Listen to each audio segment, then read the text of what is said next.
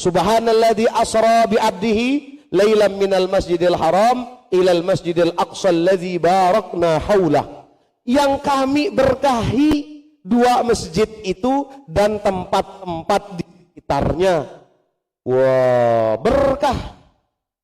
Kalau nggak boleh cari berkah itu jangan ke Mekah, jangan ke Baitul Maqdis, karena berkahnya itu ibadah di Ka'bah, ya, ibadah di Masjidil Haram 100.000, ibadah di Masjid Nabawi berbanding 75, ibadah di Masjid Aqsa berbanding 50.000. Kan karena keberkahannya.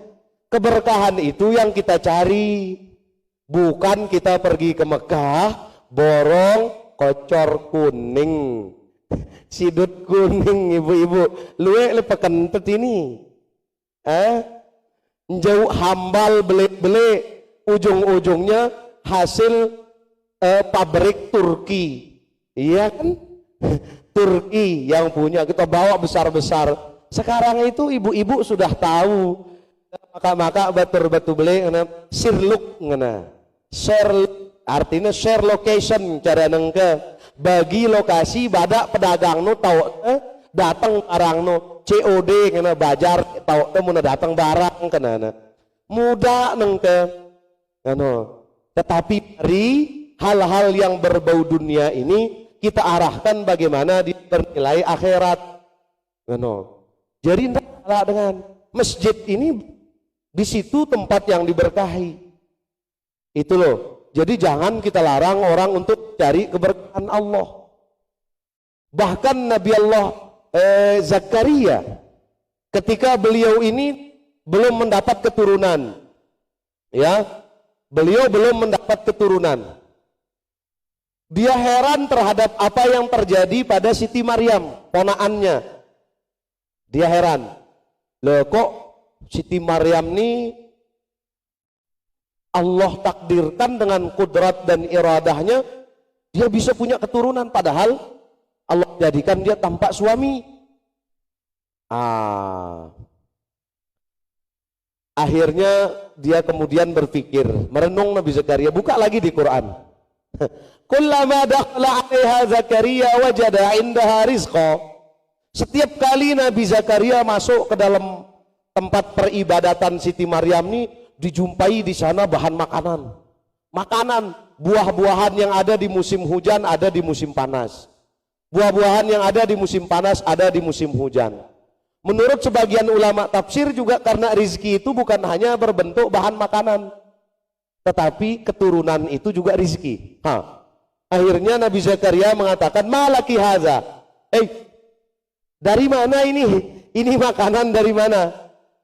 Lalu kemudian menurut sebagian ulama tafsir, kehamilanmu ini bagaimana bisa? Qalat huwa min indillah. Itu dari izin Allah, dari sisi Allah. Oh, katanya. Akhirnya Nabi Zakaria, hunalika da'a Zakaria wa huwa yusalli fil mihrab.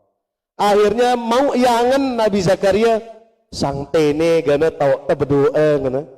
Tama yele tahu Siti Maryam si berdoa, tahu di tempat peribadatannya Siti Maryam, di situ dia cari tempat untuk berdoa, di dekatnya Siti Maryam dia berdoa, ya, Rabbi habli min ladunka dzurriyyatan thayyibatan innaka antas sami'ud du'a.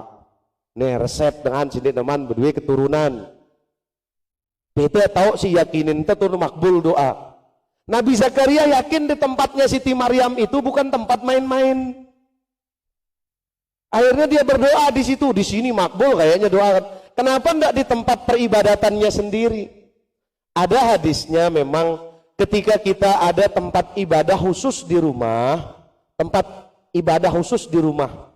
atau kita punya sejadah, ada hadisnya memang yang menjelaskan gele tepesila dengan si alim soleh no ngadu pesujudan yang kita pakai untuk beribadah khusus di tempat kita.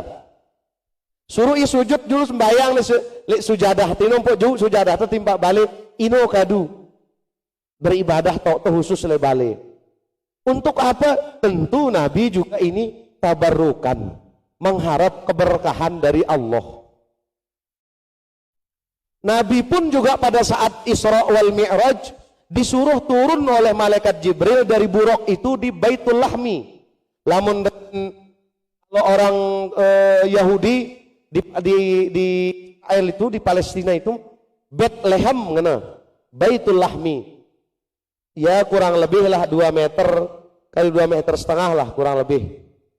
Di situ tanah di mana Nabi Allah Isa alaihissalam dilahirkan. Suruhna Nabi ya Rasulullah, enzil huna kusalli. Sholli huna ya Rasulullah. Sila desembahyang. Menurut makna bahasa hadis itu juga sila de berdoa lek tene. Setelah selesai palamma para min salati, setelah beliau selesai berdoa, beliau salat di sana itu, atadri ya Rasulullah aina kunta tusalli. Tahukah engkau ya Rasulullah di mana engkau tadi salat, di mana engkau berdoa itu? Hadza baitul lahmi wulida fihi Isa ibnu Maryam. Ini tanah yang namanya Baitul Lahmi, tempat di mana Nabi Isa dilahirkan oleh ibunya. Artinya hal ini sudah dipraktikkan oleh Nabi. Lah karena paham kita masih pas-pasan atau belum sampai sana, orang pergi ke makam, ya, ke makam seorang waliullah, ke makam Nabi di Taman Raudhah. Kenapa sih dia berdoa di Taman Raudhah, Bapak Tuan? Mami Tuan kan berusaha mau berdoa itu oleh multazam, ya, berdoa oleh Safa Marwah. Apa itu? Karena tempat-tempat itu lebih-lebih di Padang Arafah. Kita yakin di dalam perjalanan sejarahnya tempat-tempat itu adalah tempat yang penuh keberkahan.